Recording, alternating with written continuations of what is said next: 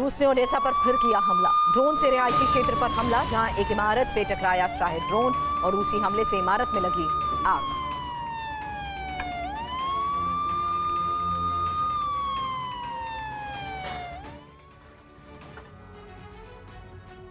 रूसी हमलों से यूक्रेन बुरी तरह दहलाए, लेकिन ज़ेलेंस्की शांत नहीं बैठे, बल्कि उन्होंने एक ऐसी रणनीति के तहत रूस के खिलाफ अब पलटवार की कार्रवाई शुरू कर दी है जो देखने में बदला है, लेकिन असल में ये बदला नहीं, बल्कि ठीक उसी तरह रूस को नुकसान पहुंचाने की तैयारी है जैसे रूस ने युद्ध के दौरान यूक्रेन को पहुंचाया। पूरी रणनीति है क्या और कैसे हुई ये सार्वजनिक, इस रिपोर्ट में देखिए।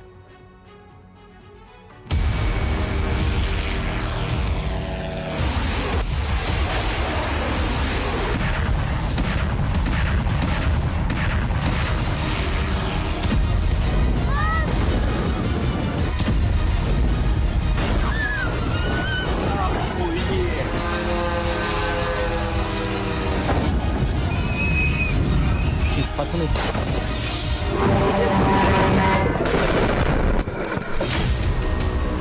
स्वॉर्म ड्रोन से दहल गया रूस।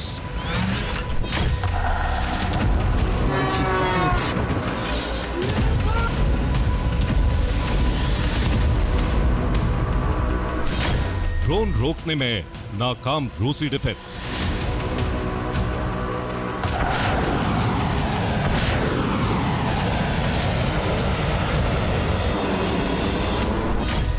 यूक्रेन के ये हमले सिर्फ रूस को बारूद से बर्बाद करने के लिए नहीं हुए हैं, बल्कि इन हमलों का मकसद है उस बदले की कार्रवाई को पूरा करना जिसका प्रण ज़ेलेंस्की ने लिया।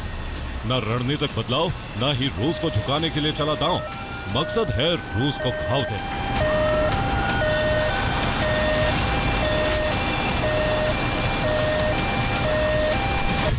और इस घाव को बड़ा करने के लिए ही यूक्रेन ने रूस पर पूरी रात ड्रोन से हमले किए हैं। ऐसे ड्रोन हमले जिसने रूस में बारूदी तबाही मचा दी। इसके अलावा यूक्रेन ने MiG-29 लड़ाकू विमान से फ्रांस के हैमर गाइडेड बम भी रूसी सेना के उन ठिकानों पर दागे जहां रूसी सैनिक छिपे हुए थे। हमले रूस के उन हथियारों को तबाह करने के लिए भी किए गए जिन्होंने यूक्रेनी सेना के लिए संकट बढ़ाया था। और अगले हमले की तैयारी के लिए इन्हीं धमाकों के बीच यूक्रेनी ब्रिगेड ने MLRS का अभ्यास भी पूरा कर लिया। अनुमान है कि यूक्रेनी सेना आगे भी अपनी उस कार्रवाई को जारी रखेगी जिसकी वजह से इस बार रूस पूरी तरह दहल गया, वो भी सिर्फ उस कार्रवाई में जिसे यूक्रेन ने बदले के लिए शुरू किया।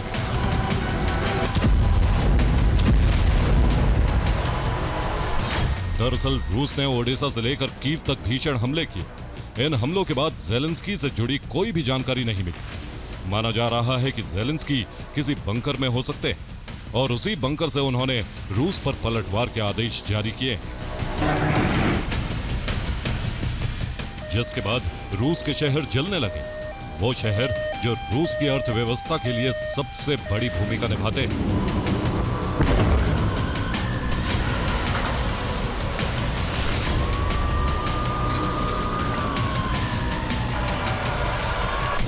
इसीलिए यूक्रेनी हमले में रूस के बिजली plant, oil refineries, oil depot, oil platform और गैस पाइपलाइन को भारी नुकसान पहुंचाया गया।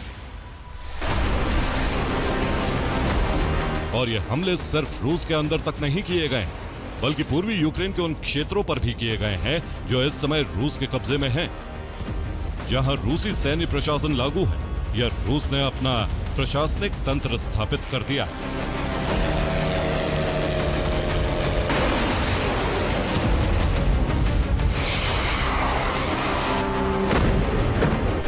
तो क्या यूक्रेनी हमले सिर्फ बदले की कार्रवाई नहीं थी? क्या यूक्रेन ने रूस पर हमले की रणनीति बदल दी? सवाल इसलिए उठते हैं क्योंकि विशेषज्ञों का भी यही अनुमान है।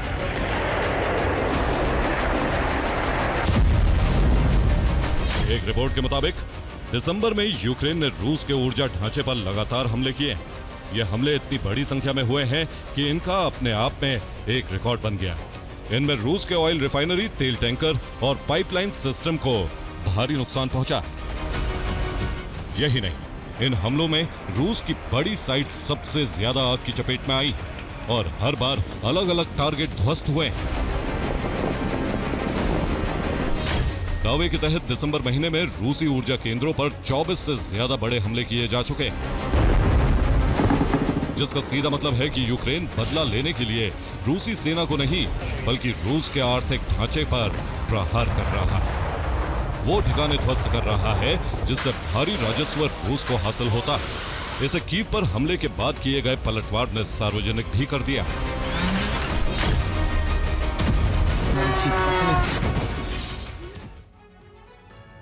कीव पर हुए हमले के जवाब में सबसे बड़ा पलटवार रूस ने मॉस्को में किया, जहां रूस के थर्मल प्लांट को करीब करीब तबाह करने का दावा है।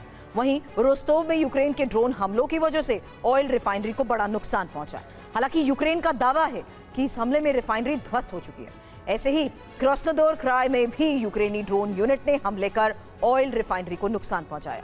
दावा ये कि ये रिफाइनरी भी नष्ट हो चुकी है।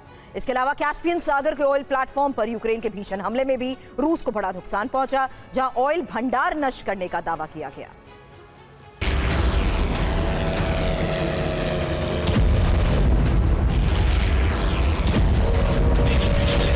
ज़ेलेंस्की के आदेश के बाद रूस पर भीषण ड्रोन प्रहार हुआ और इन सभी ड्रोन्स के टारगेट पर थे रूसी ऊर्जा के केंद्र। ठीक वैसे ही केंद्र जैसे रणनीति में बदलाव के बाद यूक्रेन ने निशाना बनाया था।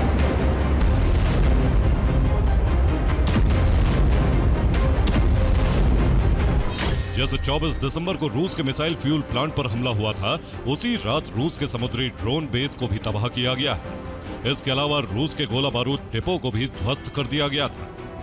जिसके बाद 28 दिसंबर को भी रूस की सिजरान ऑयल रिफाइनरी पर हमला किया गया था। इस हमले में रिफाइनरी का एक बड़ा हिस्सा जलकर खाक हो चुका है, जबकि ठीक इसी रात को रूस के तेमरी युग बंदरगाह और ओरेनबर्ग ऑयल गैस क्षेत्र को भी दहराया गया था। और अब यूक्रेन ने टारगेट किया है रूस के दूसरे आधारभूत ढांचे को, जिसमें पूर्वी यूक्रेन का हिस्सा भी शामिल है।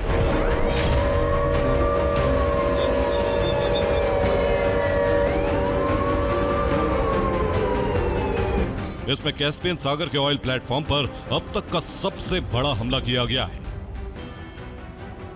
तो वहीं रोस्टोव की नोवोशाखिन्स्क ऑयल रिफाइनरी भी यूक्रेनी ड्रोन का शिकार हुई, जिसकी वजह से रिफाइनरी की प्रोडक्टिविटी न सिर्फ बंद हो गई बल्कि कुछ यूनिट बंद करनी पड़ी।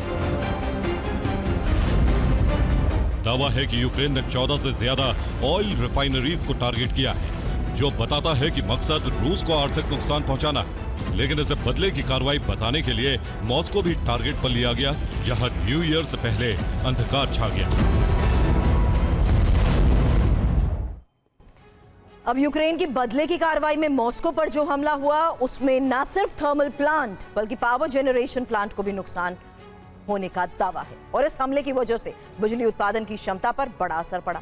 संकट यह है कि मॉस्को और दूसरे क्षेत्रों तक बिजली सप्लाई करने वाली ग्रिड बंद होने का खतरा है, जिसकी पुष्टि मॉस्को के ज्यादातर क्षेत्रों में ब्लैकआउट से साफ नजर आ रही है। ये दायरा अब और बढ़ सकता है। हालांकि इमरजेंसी जनरेटर से मॉस्को के अंधकार वाले क्षेत्रों में बिजली सप्लाई शुरू की गई है।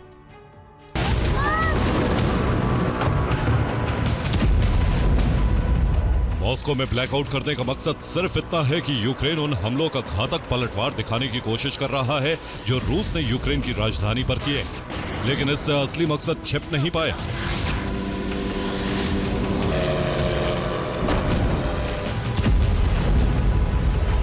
यह वीडियो रूस के यारोस्लाव प्रांत के रेबेंस्क का है, जहां यूक्रेनी ड्रोन ने तबाही मचा दी।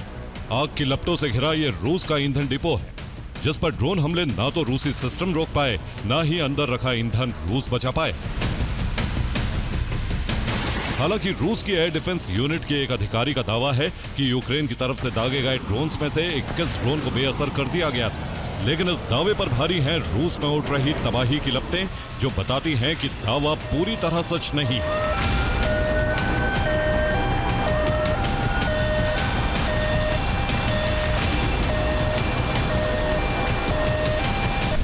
इसके उलट यूक्रेन का दावा है कि यूक्रेनी सेना ने रूस के क्रास्नोदर क्राई की तेल रिफाइनरी को नष्ट कर दिया है। रूसी सेना के कब्जे वाले लुहांस्क के ऑयल डिपो को ध्वस्त किया गया है। निप्रोपेट्रोवस्क को भी यूक्रेन ने दहलाकर रूसी सेना को बाहर निकलने पर मजबूर कर दिया। हालांकि इन दावों की अभी पुष्टि नहीं हुई है, लेकिन इस क्षेत्र में जारी गतिविधियां यूक्रेन के दावों की आंशिक पुष्टि कर रही हैं, जो रूस के लिए इस दौर को सबसे बुरा बना रही हैं। Bureau report, TV9, भारतवंश।